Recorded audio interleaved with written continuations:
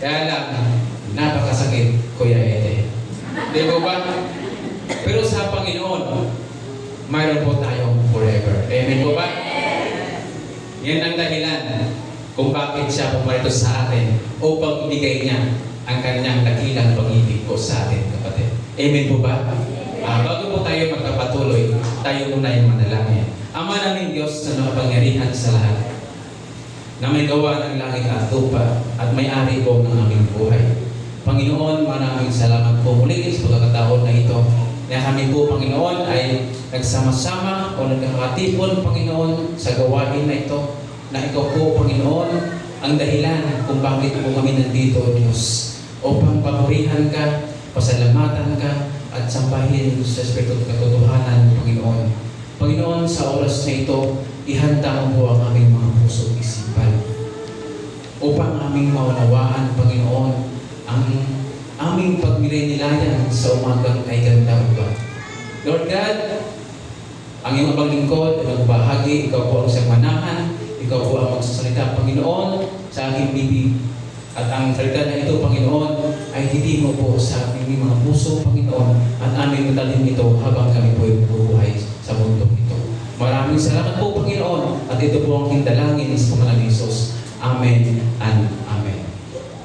Ang title po ng ating pag-uusapan ngayong umaga, ayon po sa ating binasa, The Unchanging Jesus in a Changing World.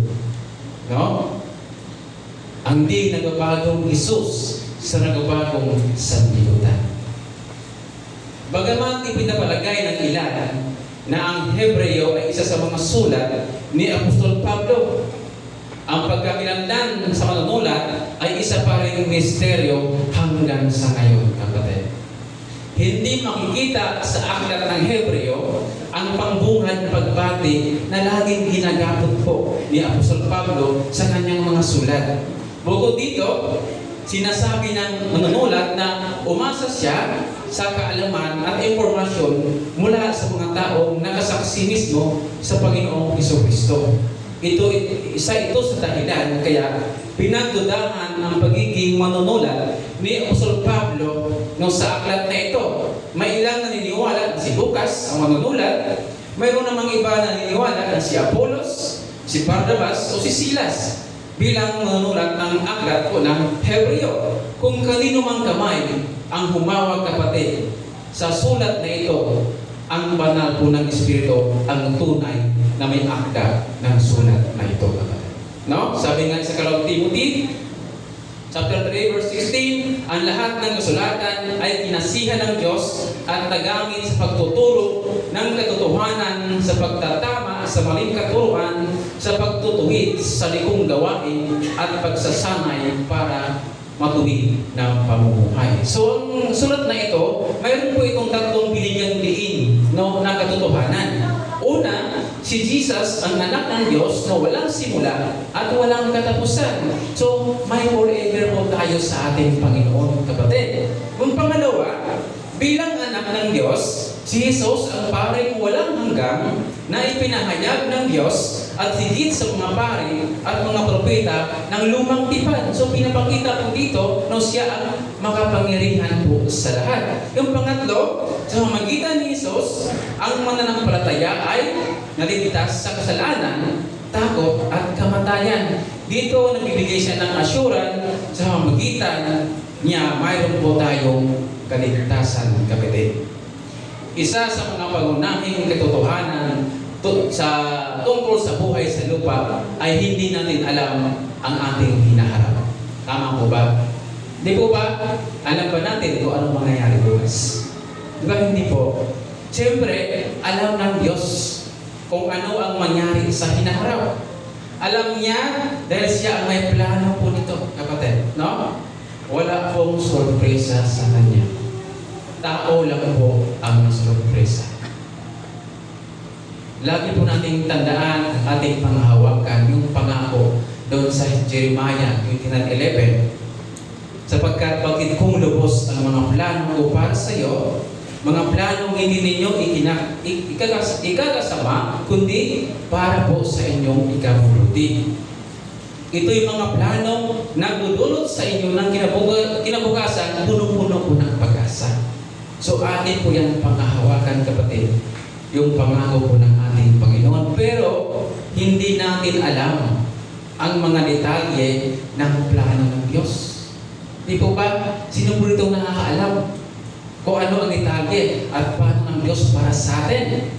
Mga planong hindi ang mga bagay na iyon ay lihim po para sa atin. Di po ba? Hindi hinahayag ng Diyos sa atin ang mga bagay na hindi pa po nangyayari. No? Hindi po natin alam kung ano mangyayari bukas. Sa susunod na linggo, o sa susunod na buwan, o sa susunod na taon.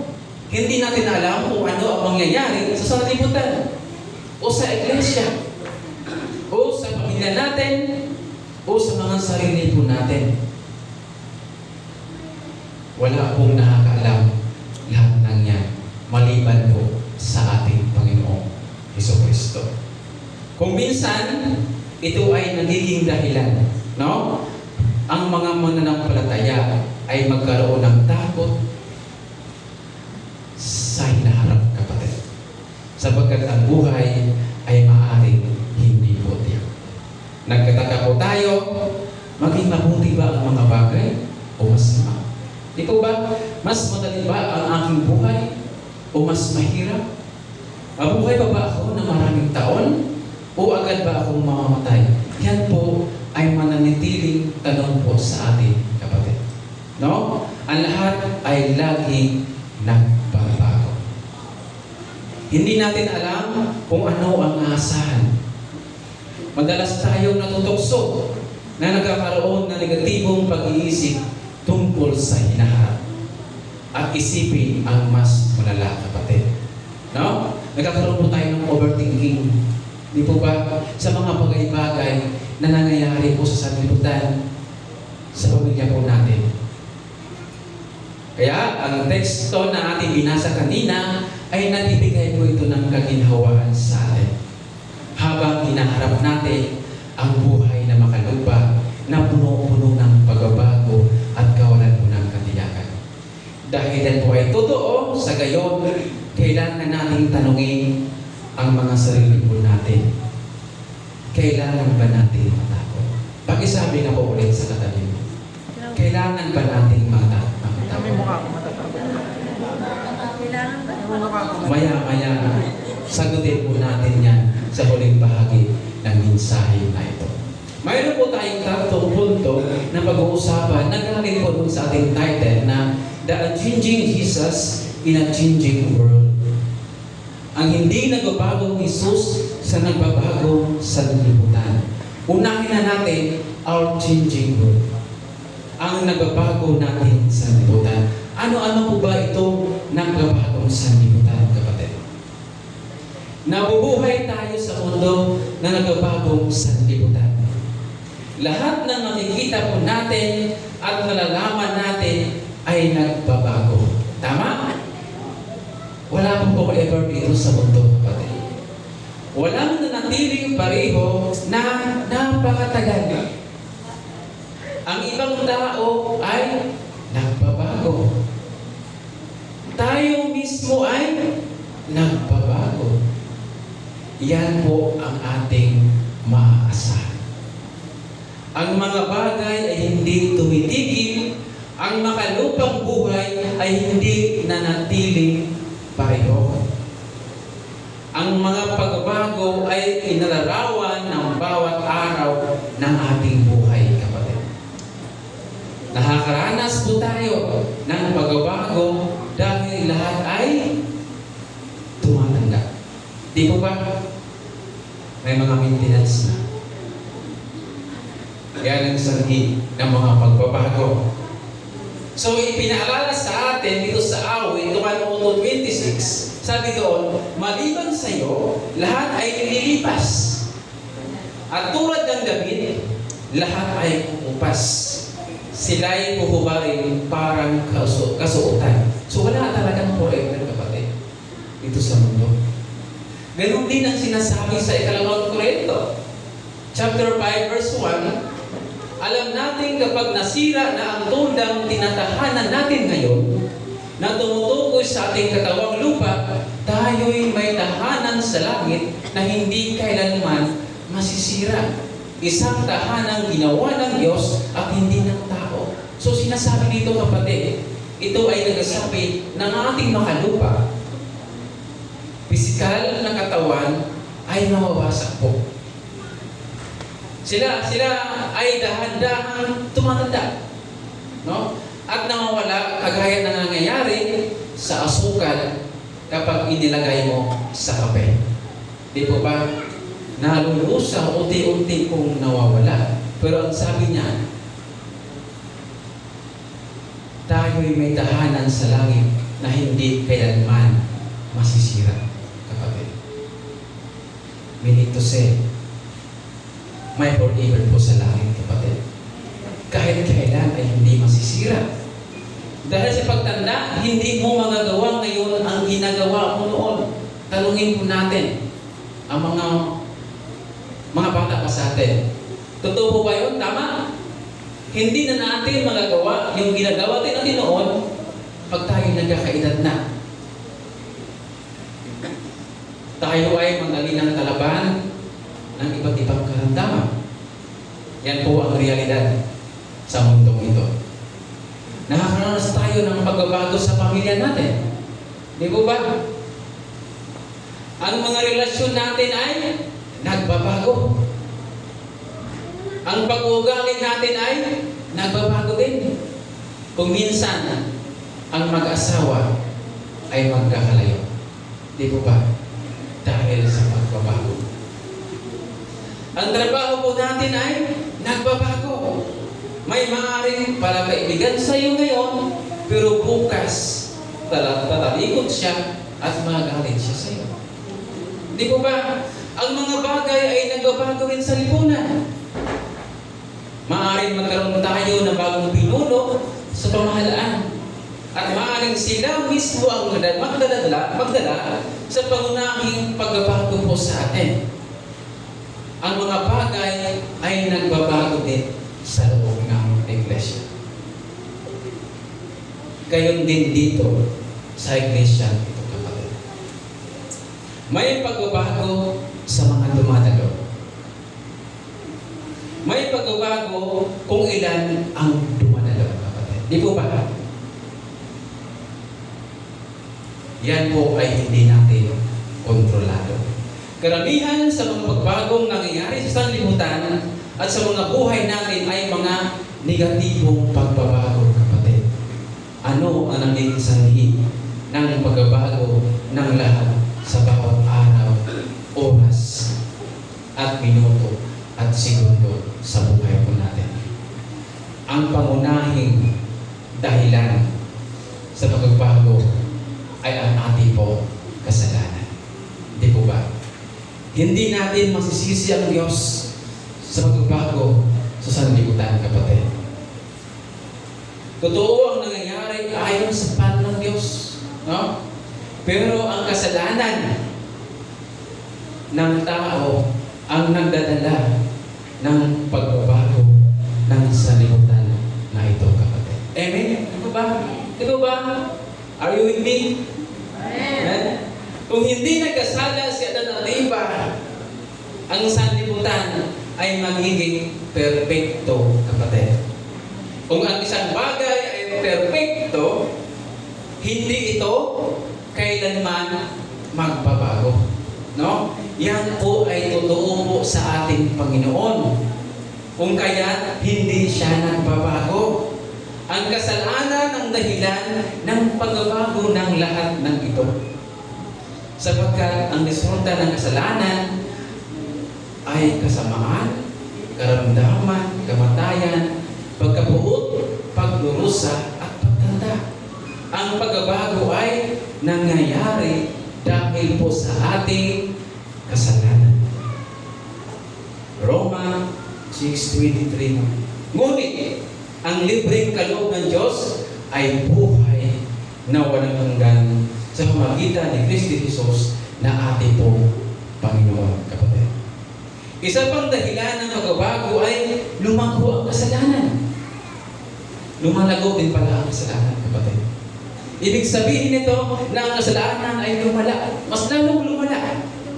Ang mga bagay na ito ay totoo sa lahat ng mga utos ng Diyos, kapatid. Nabubuhay tayo sa sanlibutan kung saan ang tao ay patas sa kanyang sarili. No? Ang kasalanan ay sinang-ayunan at hinihikayat pa. Ang sanlibutan, tinitirhan natin ay nagbabago ng inakasama. At isa pang dahilan sa pagbabago at dahil sa lalapit na tayo sa wakas ng panahon. Ito ang dahilan sa pagbabago ng kalikasan. Mas marami ng mga lindol, mga bagyo, kailan lang yun kapatid, mga bulkan pumuputok, mga baha at sakit. Maaring maging posible tayo mismo, no? Ang mga anak natin o ang mga membro ng ating pamilya ay direkta pong maapektuhan sa mga bagay na ito. Dahil tayo apektado sa lahat ng bagay na ito, kuminsan nagkaroon tayo ng pagkatakot. Diba? Nagkaroon tayo ng pagkatakot po sa ating sarili dahil sa mga bagay na ito. Nagkataka tayo, gaano tayo kaligtas? Gaano kaligtas ang mga anak natin? Tayo kaya ang susunod na biktima ng krimen o mga pagbabaha?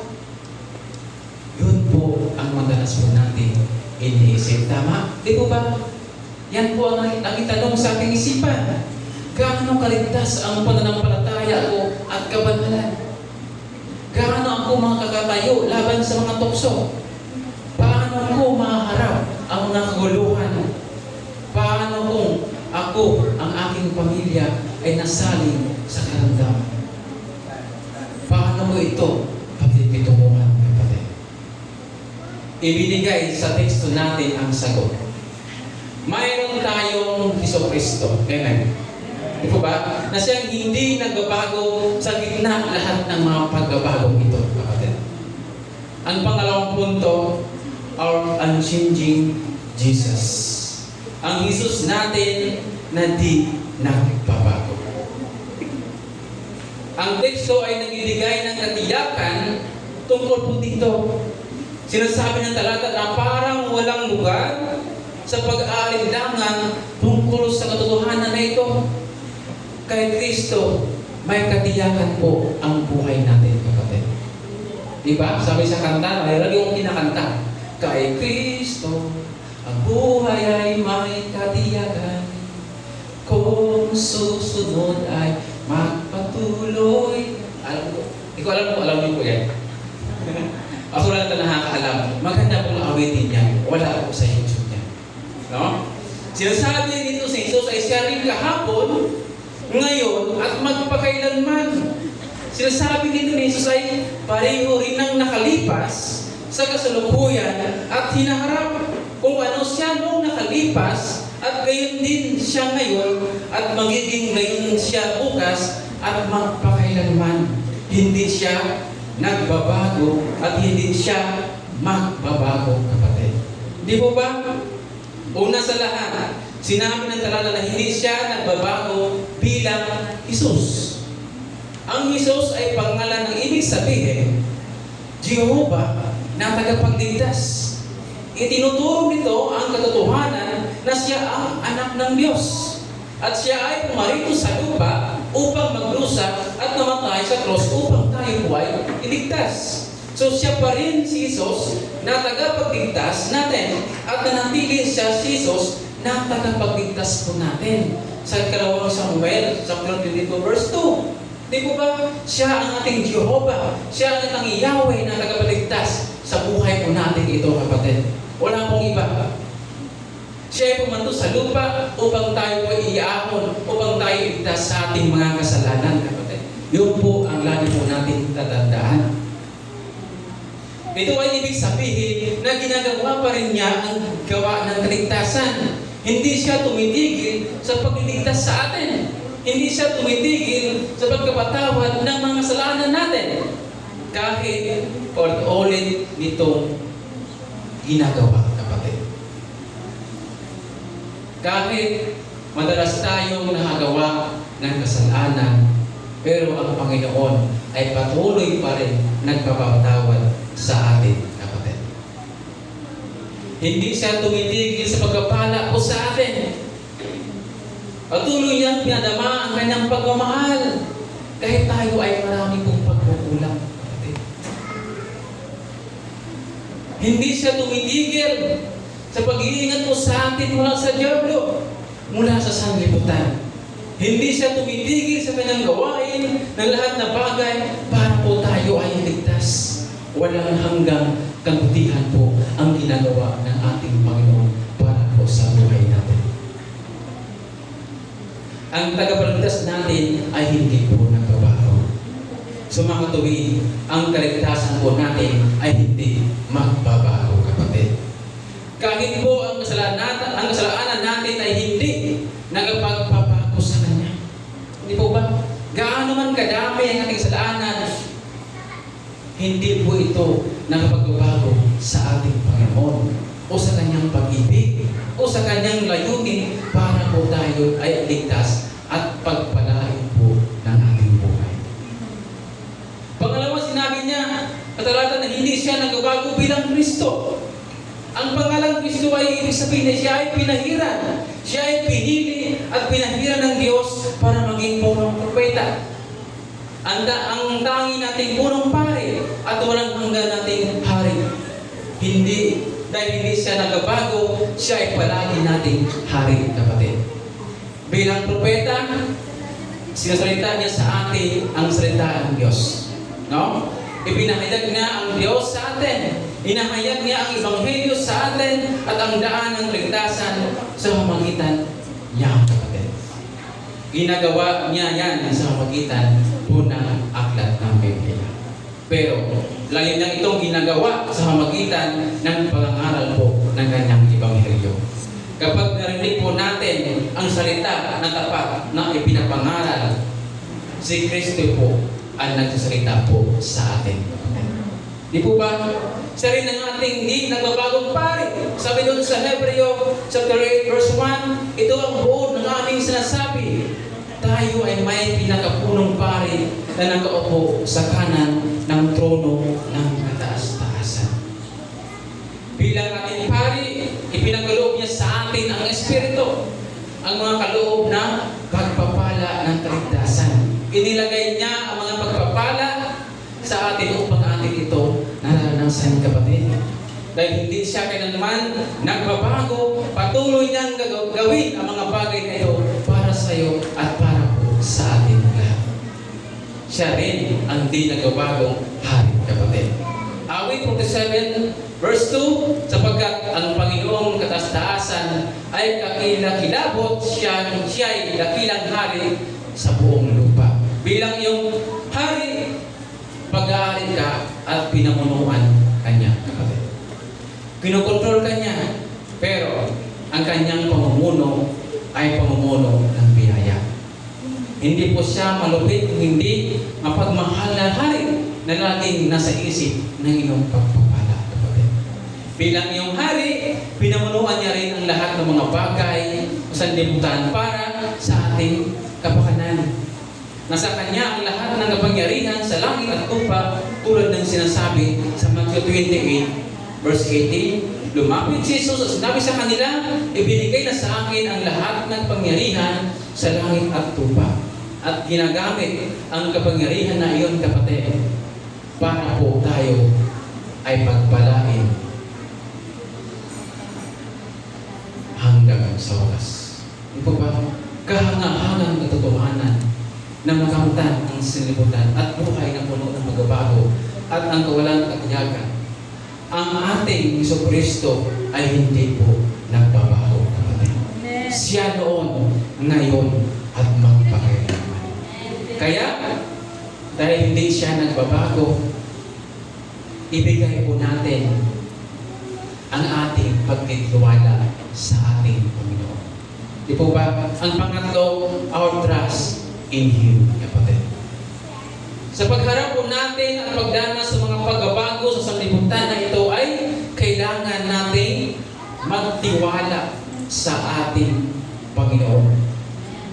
Umaasa po sa Kanya sapagkat siya lamang ang tapat at mapagkatiwalaan at maasahan po sa buhay po natin ito. Namubuhay tayo sa sanlibutan kung saan walang anumang permanente, kapatid. Si Jesus ay laging pareho.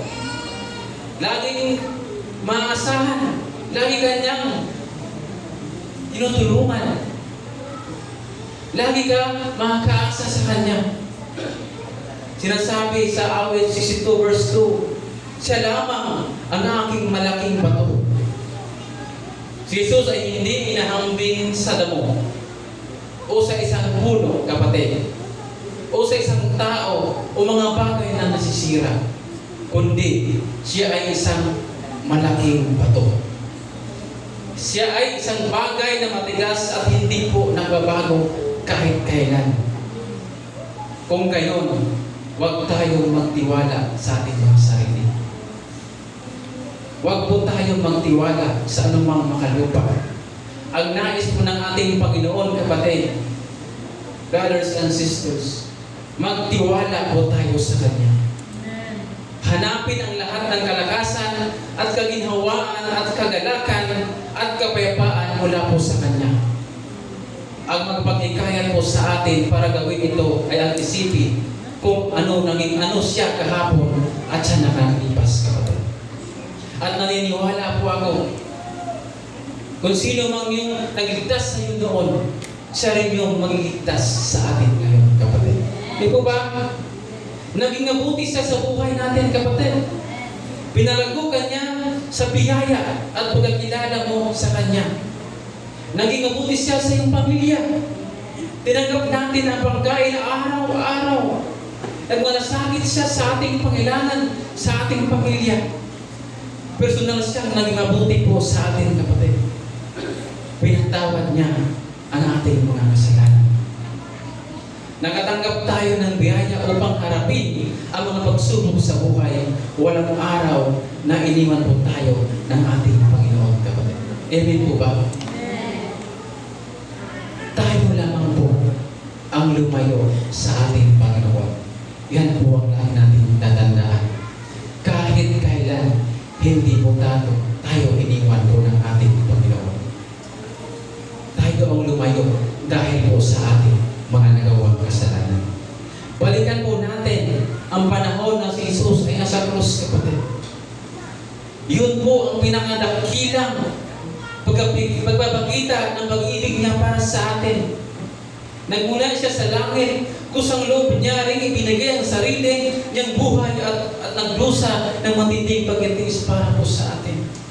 Yan po ang lagi natin babalikan pag tayo po nakakaranas ng mga pagsubok sa buhay. Mga struggle sa buhay. Lagi po natin babalikan ang cross po ng Kalbaryo, kapatid. Nang sabihin ng ilan sa Kanya na bumaba sa cross, tumanggi siya, kapatid. Nanatili siya sa cross para pasanin ang buot ng Diyos para sa iyo, para sa ating lahat, para po sa ating kaligtasan. Di po ba? Yan po ang nagpapakita ng dakilang pag-ibig po para sa atin. Iniibig po tayo ni Jesus kung paano Kanya iniibig noon. Amen? Di po ba? Ang pag-ibig niya ay hindi nagbabago. Siya pa rin kahapon, ngayon, at magpakailanman. Ito po ang nagbibigay sa atin ng katiyakan para sa ngayon at bukas at sa natitira pang panahon. Bakit nagbago si Jesus ngayon? Bakit magbabago ang pag-ibig niya at pagkagalit? Hindi po ito nagbabago, kapatid. Siya pa rin ang kahapon, ngayon at magpakailanman, posible na siya po ay magbabago sa atin. Tayo lang po ang nagbabago sa Kanya. Roma 8:35-39, sino ang magpaghiwalay sa atin sa pag-ibig ni Kristo? Ang kaguluhan kaya? Ang kapayapaan? Pag-uusig? Pagkagutom? Kahirapan? Panganib o kamatayan? Ayon sa nasusulat, dahil po sa inyo, buong araw kaming pinapatay. Tuwing nga sa amin ay mga tupang pangkatay. Hindi sa lahat ng mga ito tayo'y siguradong magtagumpay sa pamamagitan niya na nagmamahal sa atin, sapagkat natitiyak kong walang magpaghiwalay sa atin sa kanyang pag-ibig. Kahit ang kamatayan, ang buhay, ang mga anghel, ang mga pamunuan o mga pangyarihan, ang kasalukuyan o ang hinaharap, ang katastaasan, ang kalaliman o alinmang nilalang ay hindi magpaghiwalay sa atin sa pag-ibig ng Diyos na ipinakaloob sa atin sa pamagitan po ng ating Panginoong Jesucristo, kapatid.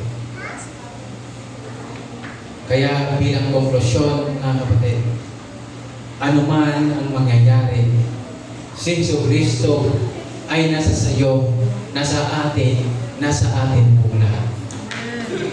Sinabi niya sa Hebreo 13:5, sa anumang paraan ay hindi kita iiwan o pababayaan man. Ano mo bang ibig sabihin nito, mga kapatid? Naroon ako bawat araw upang ingatan at ipagsanggalang ka mula kay Satanas. Pangalawa, alalayan kita kapag tila ang iyong buhay ay napakahirap tiisin. Pangatlo, samahan kita kapag may sakit ka o kapag nawala ang lahat na mayroon ka. Pangapat, ililigtas ko ang pangalagaan ang iyong kaluluwa at dadalhin ka upang makasama ko sa kalulatian. Magtiwala po tayo sa Kanya, kapatid. Sumandal ka sa ating Panginoong tagapagligtas na hindi, kahit kailan, ay hindi po nagbabago. Lumakad sa Kanya sa pamamagitan ng pananampalataya. Sa gayon, ay matapang po natin masabi, ano yung tanong kanina? Kailangan ba natin matakot? Ang sagot po sa Hebreo 13:16, ang Panginoon ang aking katulong, hindi ako matatakot. Amen po ba? Amen. Kaya mga kapatid, nawa ang mensahe nito ay magiging enlightened din sa atin. Lagi nating tandaan na ang ating Panginoon ay tunay po na hindi po siya nagbabago. Siya ang ating Panginoon mula noon, ngayon, at magpakailanman. Kunin ko na rin po mga kapatid ang pagkakataon na ito. Bago po ako bumaba sa pulpitong ito, nais ko muna personal, no? Na pansamantala kong magpapaalam sa inyo. Tulad ng sinasabi ng Matthew 28:19, ano pong sabi dito? Kaya't humayo kayo, gawin ninyong alagad ko ang mga tao sa lahat ng mga bansa. Bautismuhan ninyo sila sa pangalan ng Ama at Anak at ang Espiritu Santo. Turuan niyo silang sumunod sa lahat na inutos ko sa inyo. Tandaan ninyo, ako'y laging kasama ninyo hanggang sa katapusan ng panahon. Dati, tuwing third Sunday ay hindi niyo po ako nakikita. Sa susunod na buwan po, buong Sunday na po, ay hindi niyo na ako makikita. Di po ba? Kaya in behalf po sa mga kamagagawa sa Panginoon, mga kapatid, mga body of Christ, ako po'y nagpapasalamat po sa inyo sa oras na ito. Kung hindi po ibig sabihin, ay tuluyan na po akong mawawala. Kapatid. Makikita niyo pa rin ako. Kaya sabi nga doon sa binasa ko kanina, go and make disciple. Di po ba? Kaya sa oras na ito, in behalf po sa kapagagawa, kapatiran, maraming salamat po sa inyo lahat. Ramdam ko po ang inyong pagmamahal sa akin. Kasi pamilya po namin. Hindi po dito natatapos po ang lahat. At alam ng Panginoon at pinanghahawakan natin. Sabi niya doon sa verse 20, tandaan ninyo, ako'y laging kasama ninyo hanggang sa katapusan ng mundo. Hindi po ba? As for me and my house, we will serve the Lord. Maraming salamat po at nagpalain po be the glory.